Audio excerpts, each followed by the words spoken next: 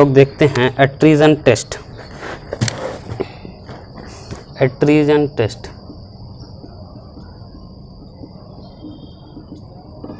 एट्रीजन test एट्रीजन test द्वारा हम veering resistance, hardness, toughness ज्ञात करते हैं। हार्डनेस,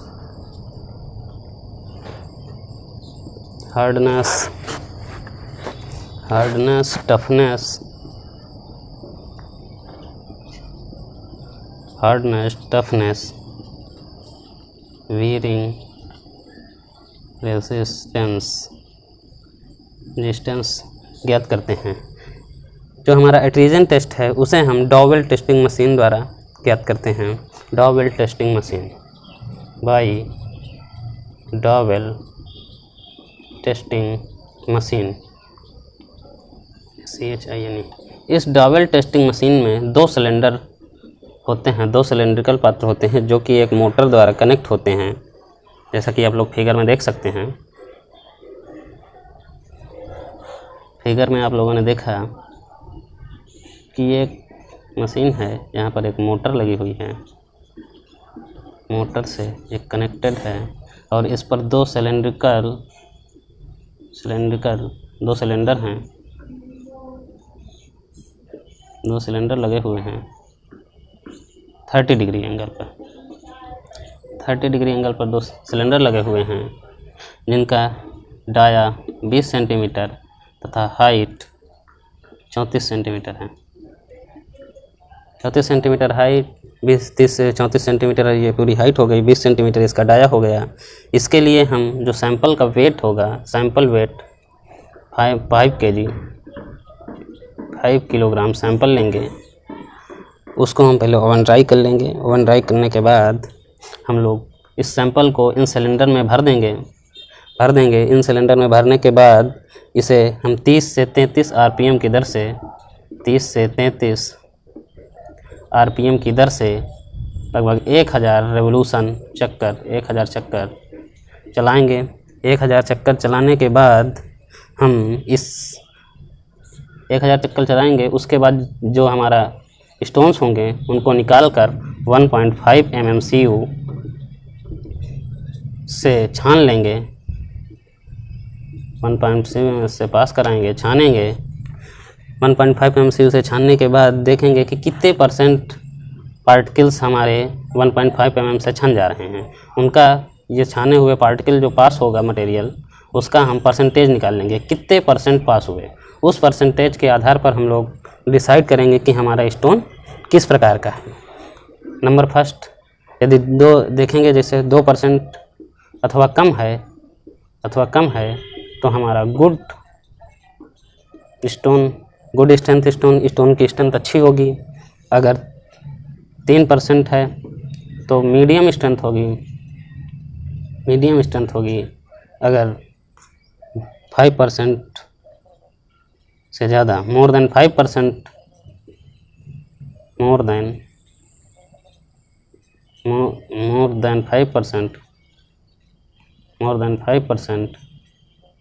तो वेरी लो स्ट्रेंथ होगी, वेरी लो स्ट्रेंथ होगी हमारी। इसके बाद हम लोग देखते हैं एट्रीजन हो गया टेस्ट, कंप्रेसिव स्ट्रेंथ टेस्ट।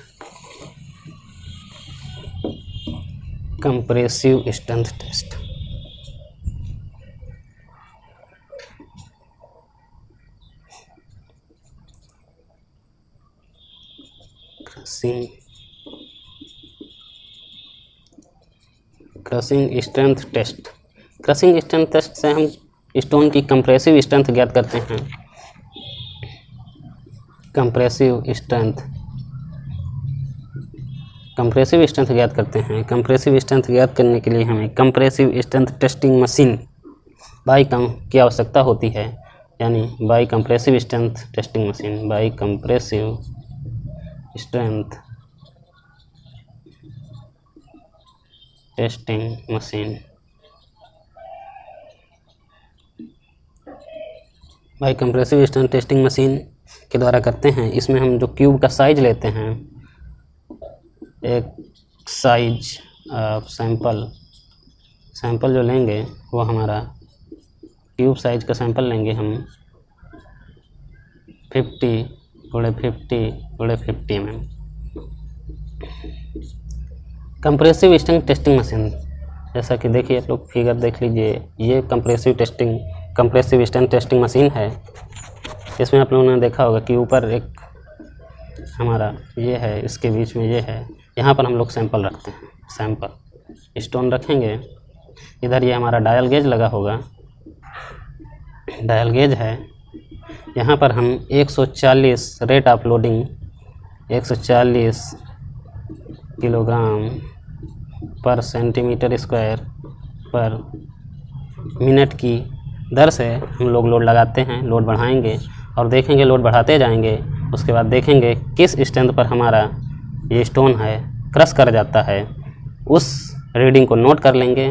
वही हमारी रीडिंग कंप्रेसिव स्ट्रेंथ कहलाएगी। कंप्रेसिव स्ट्रेंथ एक गुड बिल्डिंग स्टोन के लिए, for good building stone, for good building stone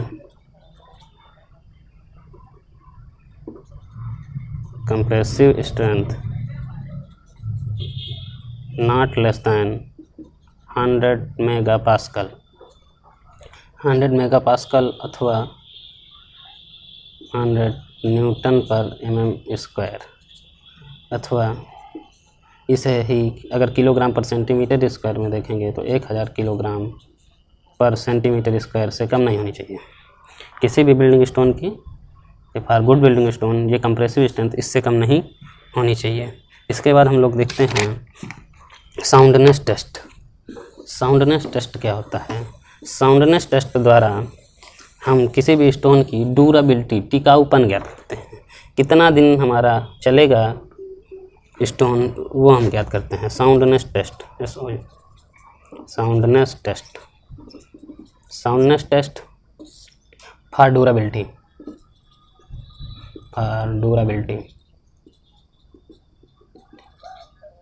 durability ज्ञात करने के लिए हम लोग साउंडनेस टेस्ट करते हैं। इसमें एक सैंपल लेते हैं, एक सैंपल 50 mm डाया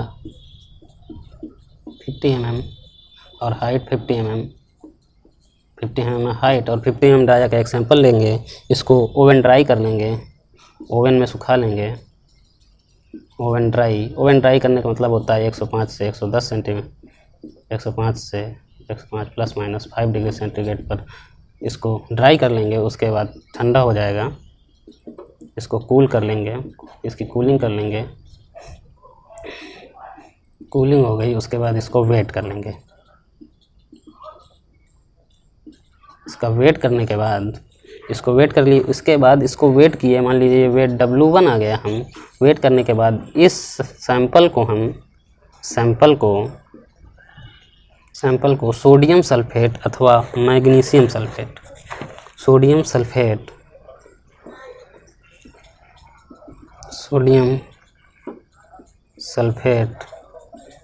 अथवा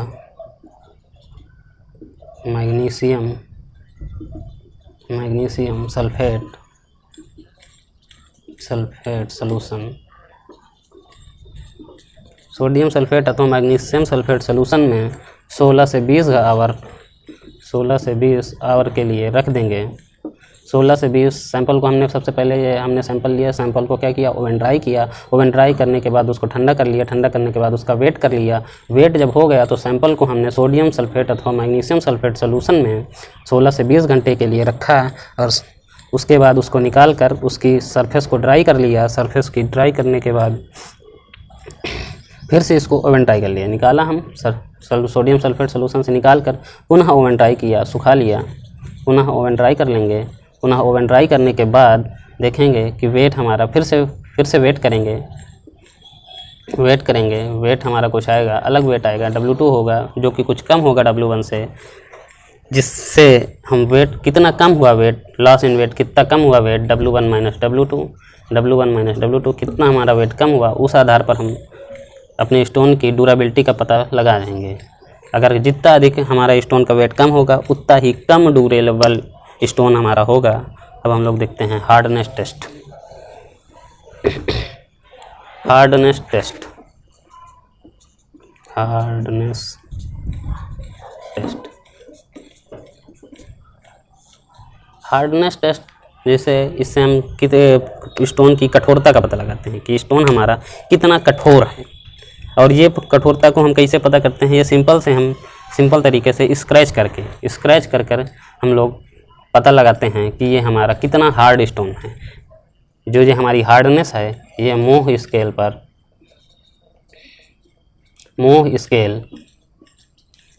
पर ज्ञात करते हैं।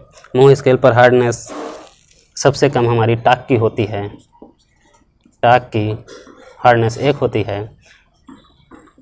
कुछ स्टोन जो होते हैं हमारे वो नाखून से, इनकी इतनी कम हार्डनेस होती है कि इन्हें नाखून से भी स्क्रैच करने पर इन पे निशान पड़ जाता है। जैसे टाक हो गया, जिप्सम हो गया, इसकी हार्डनेस, जिप्सम की हार्डनेस 2 होती है। कैल्साइट हो गया, कैल्साइट हो गया, इसकी हार्डनेस 3 होती है। फ्लोराइट हो गया, इसकी हार्डनेस 4 होती है। एपेटाइट हो गया, इसकी हार्डनेस 5 होती है। फेल्सफार हो गया, इसकी हार्डनेस 6 होती है। क्वार्ट्ज हो गया, इसकी हार्डनेस 7 होती है। क्वार्ट्ज हो गया, इसके बाद टोपाज आएगा, इसकी हार्डनेस 8 होती है।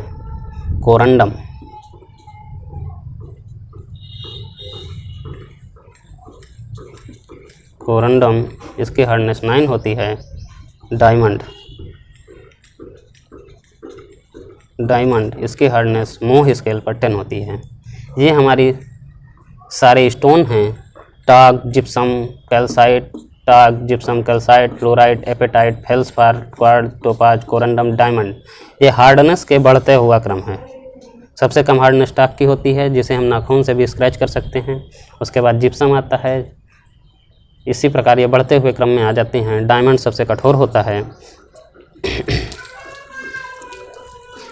इस हमारी हार्डनेस से क्वेश्चन काफ़ी समय पूछा जाता है कि क्वार्ट्ज की मोह स्केल पर हार्डनेस कितनी होती है, तो मोह स्केल पर क्वार्ट्ज की हार्डनेस 7 होती है। इस प्रकार सारे आपको याद कर लेने हैं। Talc 1, gypsum 2, calcite 3, fluorite 4, apatite 5, feldspar 6, quartz 7, topaz 8, corundum 9, diamond 10। ये हमारे हो गए सारे टेस्ट्स ऑफ स्टोन।